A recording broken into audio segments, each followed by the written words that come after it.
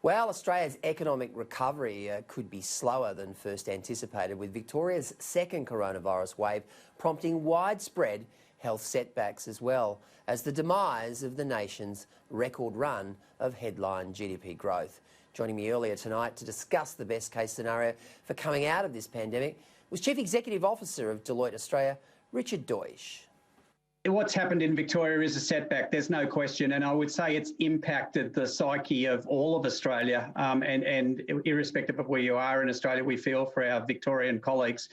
From a business perspective, we do need to remember that the Victorian economy is about 25% of the Australian economy, so it's significant.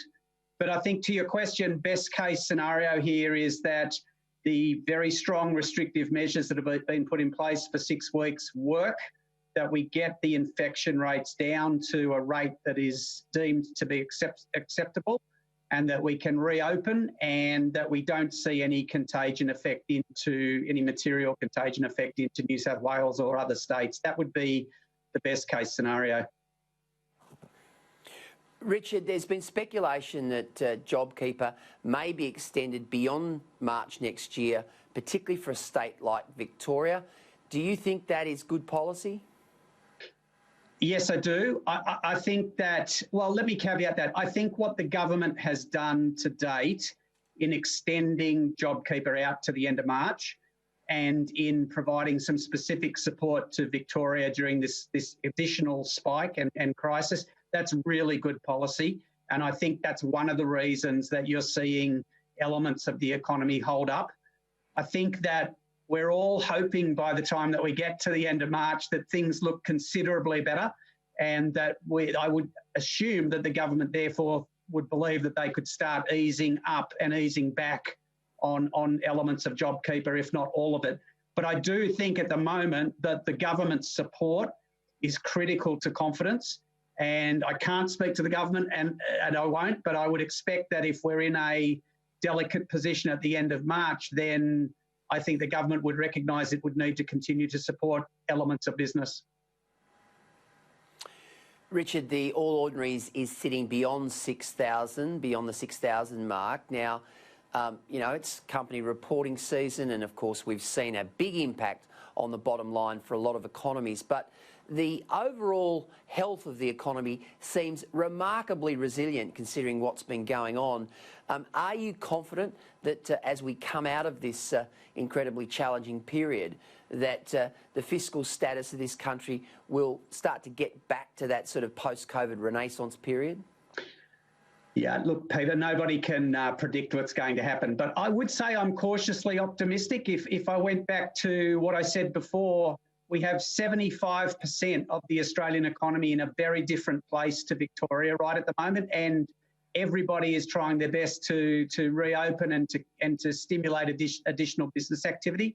We've also got many of our trading partners across the world who are economically coming out of this quicker than we are in Australia at the moment, and they're key trading partners. So there are industries that are doing okay right now. We've obviously seen many businesses struggling and layoffs, but we've also got good activity going on. I think that there are plenty of opportunities for Australia and Australians to invest in elements of Australian economy to drive investment and to drive confidence that will drive growth. And so I'm cautiously optimistic that we get this second spike under control in Victoria, that it doesn't have contagion effect into the other states, and then we can start reopening with greater confidence as the months unfold. So I think there is good reasons for where the stock market is at the moment. And I would again say that one of the reasons for that is the government's investment and the government's support right now. And I think one of the reasons the stock market has held up is the decision to extend JobKeeper out to 31 March. And of course, we saw yesterday the announcement of 15 major nation-building infrastructure projects by the Prime Minister and, of course, the Deputy Prime Minister, Michael McCormack. Now, that's really essential and important as well, isn't it, when you consider that these are big projects, they're job-creating projects, and they're projects that will help facilitate and build a better country. Yeah, absolutely. And I think that's another key plank and a key reason why the market has held up and activity has held up in some sectors. JobMaker in its broadest sense, I think, is a really good move.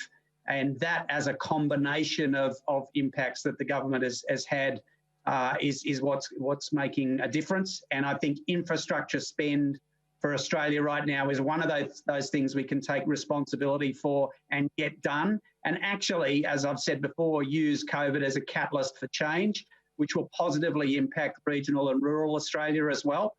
The other thing I would say on top of that is that business and government working together. So a really good example of that is the JobMaker policies are great. Corporations and businesses have a responsibility to upskill their people too for the future. And so one of the things we've done, for example, is that we've launched a digital learning platform for all of our people 1 or 2 months after they started working from home. It's called Stepping into the Future.